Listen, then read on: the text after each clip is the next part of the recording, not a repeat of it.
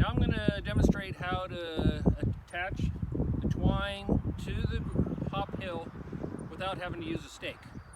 And this is what all the commercial growers use.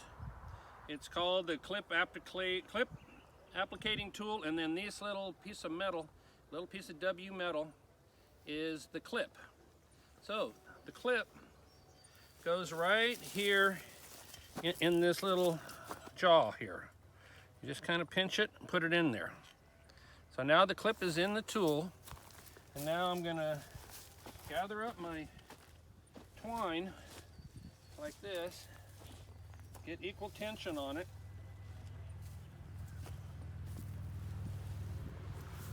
bring it down to the ground, put both strings right there in the clip. So now I'm going to get a little bit of slack here, because when I ram it down, it's going to tension it down. So then when I come up here and ram this down, it shoots that twine down into the ground. And now, there you go. It's in. Now you just come along and just train a few on here,